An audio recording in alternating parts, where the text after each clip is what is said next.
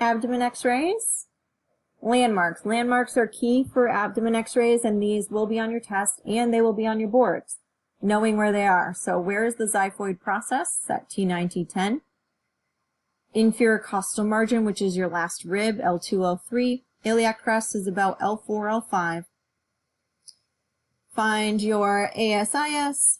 It's usually around sacrum 1, sacrum 2. And then greater trochanter is in the same plane of symphysis pubis.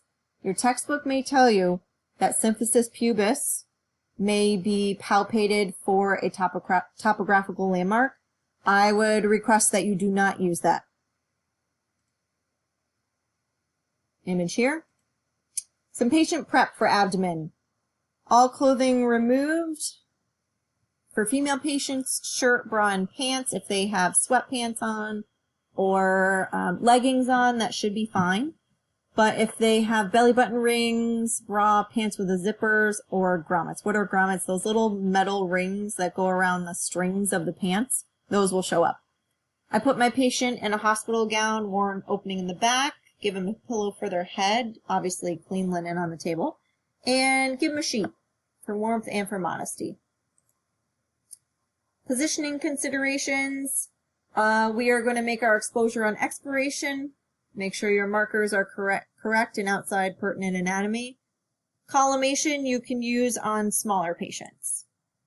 Base date routines. If your order comes through as an abdomen AP order, or it says KUB, they want one supine abdomen. It's up to you to choose whether you need to complete it with one lengthwise cassette or two crosswise, and we will do this in lab so you know what I'm talking about. The second order option is an abdomen complete, and that is going to be a supine abdomen and either or one of these images. If the patient can stand on their own, you'll do an upright, so a supine and upright. If your patient can't stand on their own, you'll do a supine abdomen and left lateral decubitus. The third option is the abdomen series. I always tell my students this is the World Series. This has got all three, all right? They want a chest, a supine abdomen, and either an upright or decubitus. The upright and decubitus are the same essentially. It's just one the patient can stand and the other one they can't. Okay. A KUB, textbook centering, is to the patient's iliac crest. This is using a 40-inch SID. It's done on expiration. You're going to have your cassette in the table bucky or a grid cassette if the patient's on a stretcher. A tip from me is on slender patients, if you ask them to point to their belly button, it usually falls right about the iliac crest. This can only be used on your one lengthwise. All right, if you're going to do two crosswise, it won't work out. Gonadal shielding, you can shield males because the anatomy is outside the pertinent area. Females, we can't shield unless you do a two crosswise option. Then after you perform the lower one, you can shield on the upper. So this is an example of one lengthwise abdomen. They have kidneys, ureter, all the way down to bladder on one image. This patient was either too long or too large. They had to do a two crosswise option. So they had to do an upper and a lower. To two crosswise, you're going to start with you always start with the bottom. You work your way bottom up. The bottom border of your first image needs to be around pubic symphysis area. So I find the greater trochanter and go just a little bit below that. And that usually hits right about pubic symphysis with the border, the lower border of your cassette. Marker goes in the bottom corner away from pertinent anatomy. You make your exposure here. Then you need to overlap your light fields, and I'll show you how to do that in lab, making sure your marker's still on, and you're going to expose up top. Your obese patient, you might need to do it in 3 parts or even quadrants, depending on how massive the patient is. You might have to do a right and left low and a right and left high. I essentially find abdomens to work like puzzles. Depending on the body habitus, this patient has a mass on their side here that comes way out to include everything. What do you need to see? You need to see symphysis pubis border here. You don't need to see the entire ischial tuberosities down here. You do not need all of those on. You need to show that you have completely shown the bladder. As long as you have this rim of the pubic symphysis, that's acceptable. You need to have the kidneys on. No rotation. How do you evaluate for rotation on an abdomen? I tend to look at the pelvis and see if the iliac crests are equidistant. No motion. Did you penetrate well enough? And your lead marker bottom corner. Clipping. What happens if I clip something? Don't panic. All right. Which part did you clip? If you clip the kidneys, then you centered too low. All right. You're going to just do a kidney shot.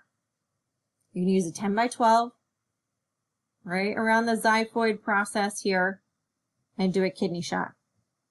If you center too high and you clipped off the bladder like this one here, you're going to do a bladder shot.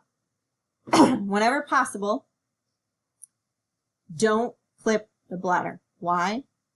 That's more radiosensitive than the kidneys up here. If you have to repeat your abdomen, I would much rather you repeat the kidneys than a bladder shot. So if you're nervous, center a little lower. Make sure you've got the bladder on. We can always shield the pelvis and do an extra kidney shot. Your right kidney is always going to be lower than your left. Why? Because of the presence of the liver. These are the psoas muscles. You can see them clearly coming down. It's a soft tissue anymore. Exposure factors. So I'm going to give you guys a general range for exposure factors. I tend to say mass range is around 20 to 32. There's a bunch of numbers in there, so 20, 25, 32, whatever the options are. 75 to 80 kVp. Most of your patients are going to be 80, unless you have a small patient. They might be in the 75 range, but almost all will be 80 or above. These were some examples I gave you here. These are CR techniques. Just an idea to get you started with some technical factors, okay? If you're phototiming, you're going to use all three cells. Erect abdomen.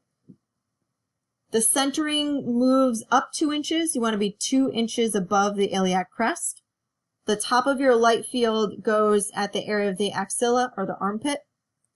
If the patient is wider, you may be doing it crosswise. Why do we do an erect AP abdomen? We are looking for free air, and the medical term for that is that pneumoperitoneum.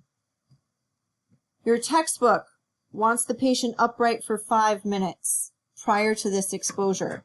You will not do this at the clinical site. Most of the texts do not follow this, but it could be on your board. So write that down for me. Upright for 5 minutes prior to this exposure. Why? They want the air to rise. So you need to have at least 2 to 3 inches above the diaphragm for your upright abdomen, unless you do a PA chest, unless you're doing an abdomen series and you have a full chest. But this allows us to determine between lung, diaphragm, and if there's free air. This is an example of a supine view.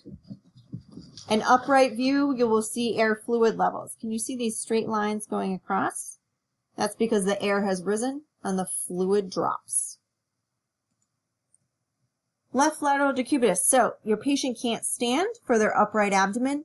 You are going to swap and you're going to do a left lateral decubitus instead. This is looking for the exact same thing. We're still looking for the free air in the abdomen, that pneumoperitoneum. Centering is the same because upright and left lateral decube are the same. So 2 inches above iliac crest. Why? I want a little more diaphragm on than my supine. Okay. Pneumoperitoneum.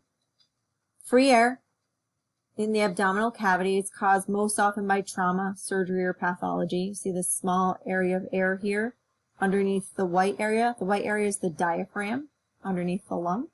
This is the area of free air here. And if you can see on this decubitus image, see this block of air with a straight line across? That's how I know it's a decubitus image. Fluid drops, air rises. There's always this linear appearance. Why left decube? Why left decubitus and not right decubitus for abdomen? The left side of the body has the stomach. What does it have on top of the stomach? It has the gastric bubble. What's in the gastric bubble? Air. So if we did the left side up, we would have a hard time differentiating between air in the gastric bubble and free air. So we put the right side of the body up because it has the liver. It has that solid liver that doesn't hold air in it, right? The free air will sit right above the liver underneath the diaphragm. Know that for your test. Upright abdomen and left lateral decubitus abdomen show the same thing. True or false? 1, 2, 3. True. They're the same, right? Free air. They're both looking for free air. If they need to do an abdomen series, that's when you add in the chest. If the patient can stand, you're doing a PA chest. If the patient can't stand, you're doing the AP chest. The dorsal decubitus may be an alternative for your patients that might be up in the intensive care units. If the patient cannot sit up and they can't turn on their side, the dorsal decubitus is an alternate position to that. Centering is the same, 2 inches above iliac crest. Expiration. What are we looking for? We're looking for that free air because the air is going to rise. Why does the doctor order an abdomen? They might be looking for stones, free air, constipation, obstruction, diseases, sometimes foreign body.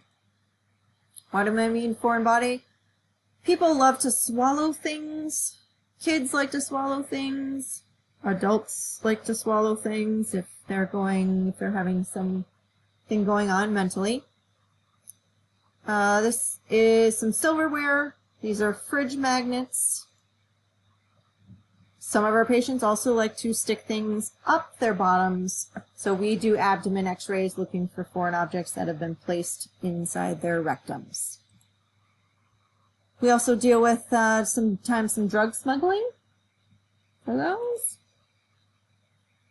Hirschsprung's disease, what is this? It's a blockage of the large intestine due to improper muscle movement in the bowel. It's congenital, which means it's present from birth. Crohn's disease, this happens to more patients than you might realize, but it's an inflammatory chronic condition of the GI tract. So they might have a lot of pain going on if they're going through a flare-up. Bowel obstruction is when either your large or small intestine is partially or completely blocked. It'll block food, fluid, gas from moving through. This is a picture demonstration of the air passing through. Stool. It's going to be this fuzzy looking appearance. This is fecal matter in here. Air in the bowel is black. This is air.